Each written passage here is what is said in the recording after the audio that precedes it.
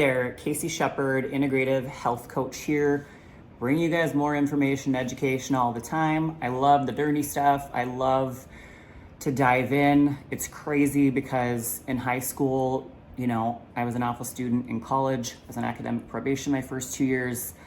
As a kid, I had a learning disability, pretty much all the things. But as I've gotten older, I found my passion. And over the last 14 years, I've really continued to progress the things that I study, things that I dive into, and the education that I have. And the reason I've done it is because a lot of my own health issues that I've had to figure out, but the more that I learn about the people I'm trying to help, the more I feel like I really want to spread this information around for everybody to understand, especially with the state of our health right now, especially here in the US. We need that help. There's so much obesity, there's so much inflammation, there's so many toxins in our food, environment, clothing, all the things. We would like to think that our bodies will just design to heal themselves, and if we just eat healthy and work out, that everything will go. But it's like we have childhood obesity, we have things that are put into our bodies as babies. We can pass down bacteria through the womb. We can pass bacteria to our partners or significant others through the mouth. There's a lot of things that started from a very young age, and certain things with inflammation or autoimmune progress over time. They get worse, things just spin out of control. And so there are a lot of people who need help. And the more that I've done my coaching, the more that I've realized we need deeper testing to really help people figure out exactly what's going on and put all those pieces together. And for a long time, I concentrated specifically just on the hormone side, and I'll go over more of this in depth too. But when we look at only the hormones, we're not looking at the cells, and the cells are what drive the hormones, right? The cells have to be reacting, in the way they're supposed to be for the hormones to be doing what they are. And nutrients have to be able to get into the cells. Our glucose and energy, the things that we're eating, have to be able to get into the cells to be utilized. So if we have things like autoimmune, we have all this inflammation at a cellular level, our cells are not getting what they need. They cause even more inflammation. They put out a lot more immune responses, mast cell activation. We damage our gut lining. So it just starts inhibiting our bodies from being able to have that healing process and our cells turning over and knowing how to heal.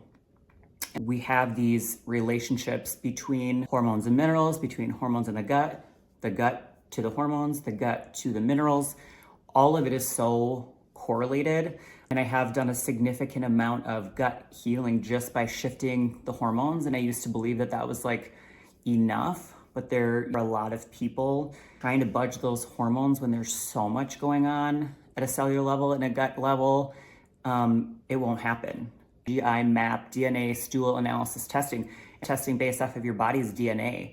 And so we're going in and we're getting actual specific number value for exactly the amount that's in your system. We're testing for pathogens, yeast, candida, bacterial strains, parasites, commensal bacteria, your body's healthy microbiome, as well as the opportunistic ones. If these are out of whack, this one will get out of control. We're also testing gallbladder and pancreas function. If you're not digesting and absorbing foods and breaking it down properly, then we're letting a lot of those bacteria and pathogens through the body, and where they inhibit the gut lining and start to cause a lot of other issues in our system. And we're seeing probably 5 or 6 different inflammatory markers in the GI tract itself. Each of those markers measures a different part of the GI lining. So we're seeing exactly what is being pinpointed, which bacteria are overgrown, which ones are affecting this area of your intestinal tract. Is your digestion on point, or are you lacking? Is there something going on with your pancreas where you're not producing enough enzymes? Do you have hypochlorhydria where you're not producing enough stomach acid to break foods down? And we look at the full picture. It is a very extensive report. There are certain strains of bacteria that correlate with different things, certain strains of bacteria that are estrogenic, produce estrogens. Can make it really hard for the hormone system to balance out. There are certain strains of bacteria that are correlated with autoimmune conditions. It's no less than 75% of our autoimmune system is in our gut. And this test specifically is for just the gut. So anything that is measured in this test is showing us exactly what's going on. The hormonal stuff is still very useful, especially if you have, let's say, a thyroid condition that causes a lot of the hypochlorhydria issues, digestive issues. A lot of times that can trigger the gut and vice versa.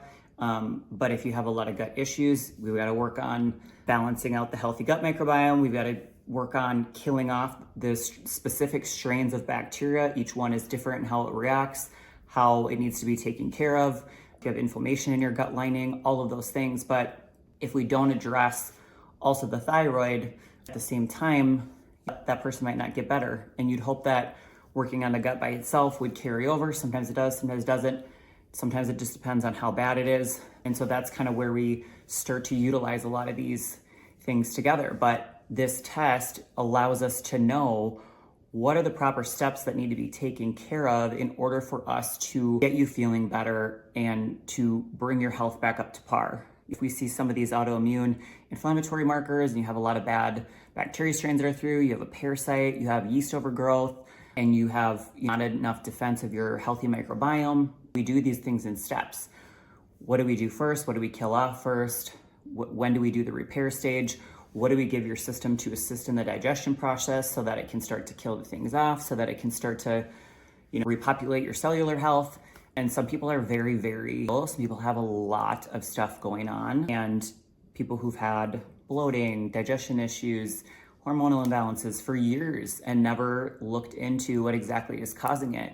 And when you look at 50 different kinds of pathogens that could be in your system, along with having an imbalance in the healthy gut microbiome, and also let's say you have a compromised intestinal tract, it's like that's never just going to heal on its own. Being healthier and doing certain things may shift things and may help certain things get better and come back into alignment, but a lot of people are missing the ball with not looking deeper and trying to figure out exactly what's going on. And, as I said, some of these things have to be very specifically, and until those things you're kind of just doing this back and forth dance. And that's why I love seeing these reports, because it just allows us to, I guess, take the guesswork out of it.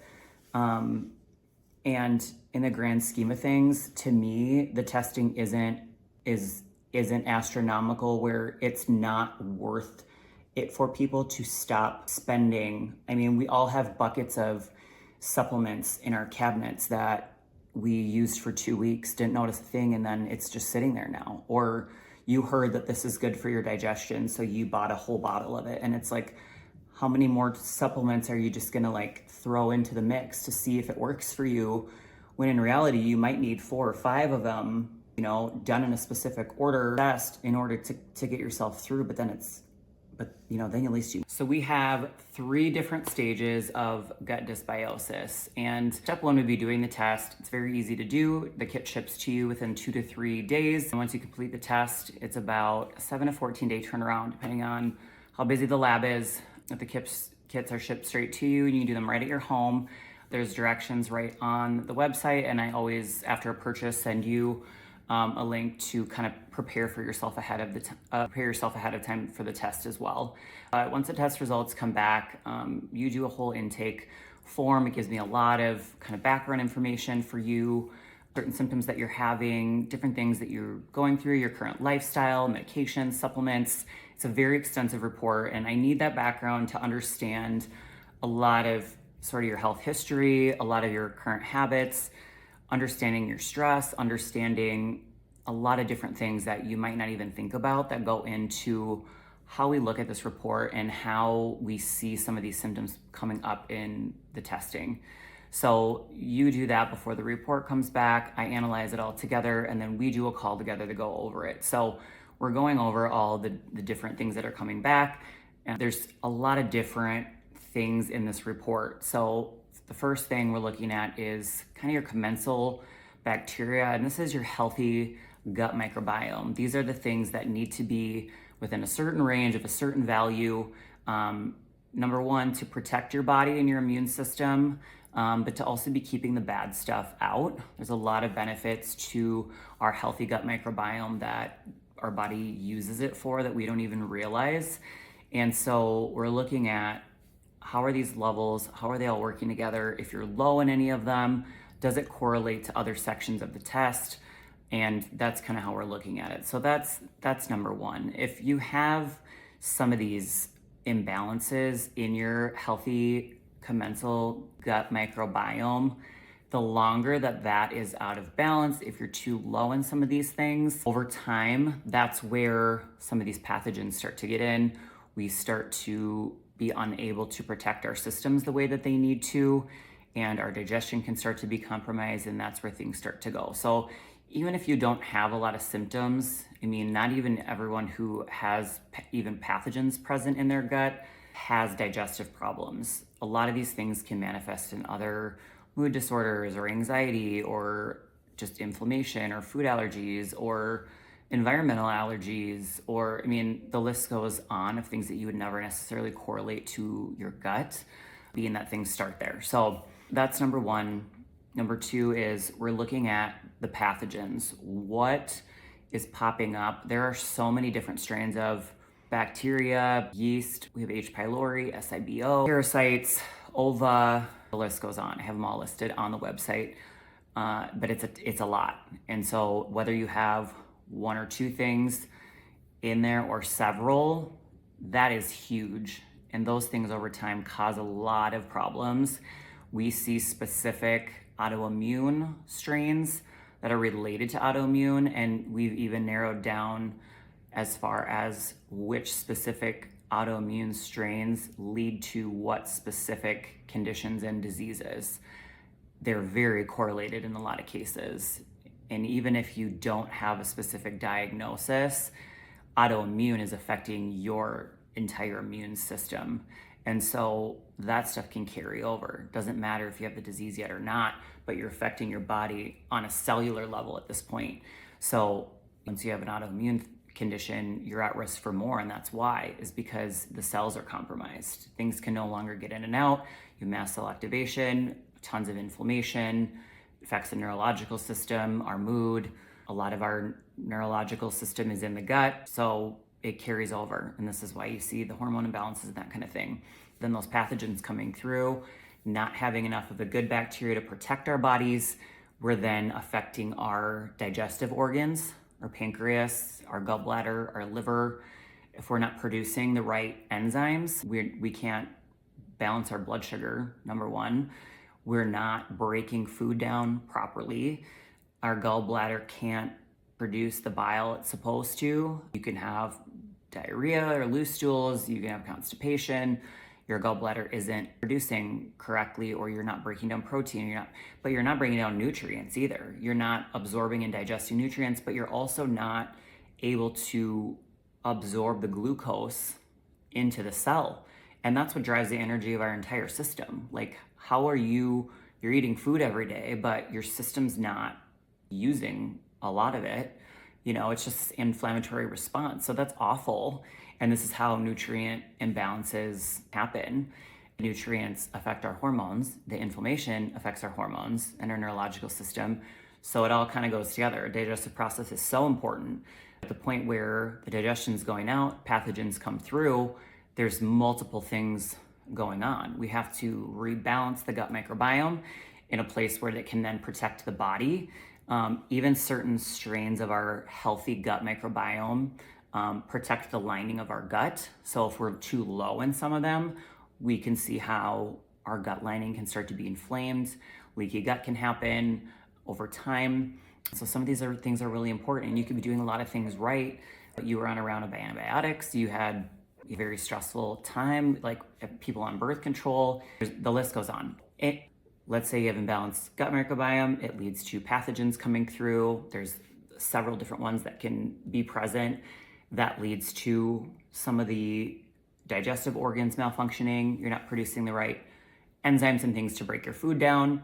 And then suddenly we have a lot of the food sensitivities, inflammation stuff, things that make people feel sick, they feel unwell, inflammation of the GI tract. And we look at, there's probably like 5 or 6 different markers, and each one leads us to a different understanding. What part is compromised in the gut?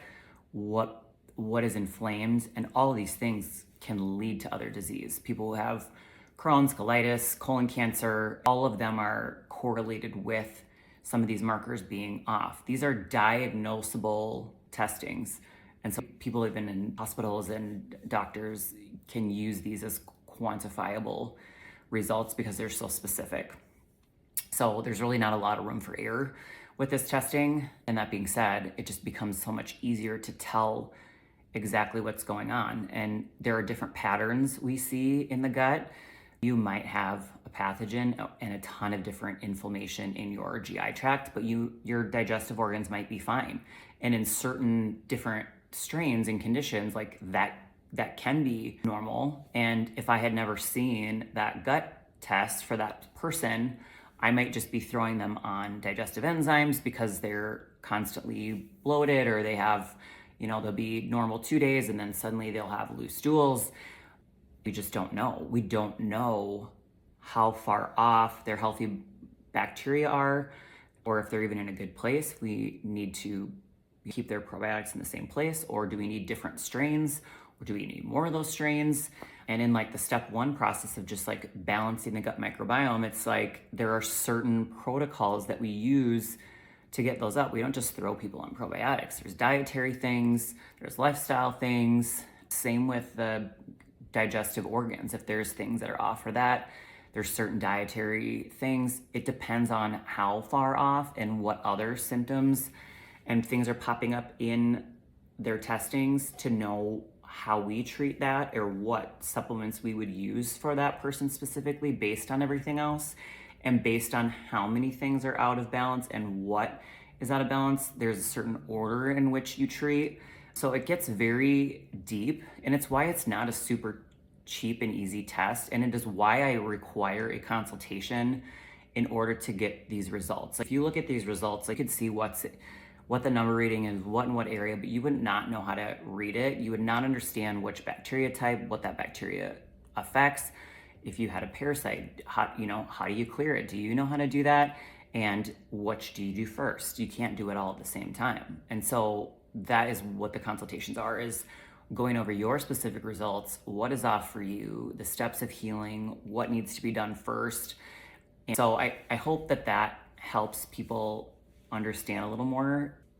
It's more complex than I wish it was, only because when I study this stuff, I'm absolutely mind blown at how correlated things are.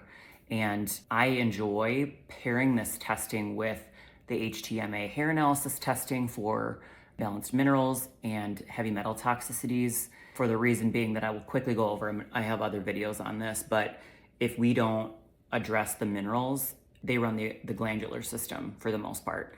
And so if those are super imbalanced, it can put a lot of stress on other areas of the body and vice versa.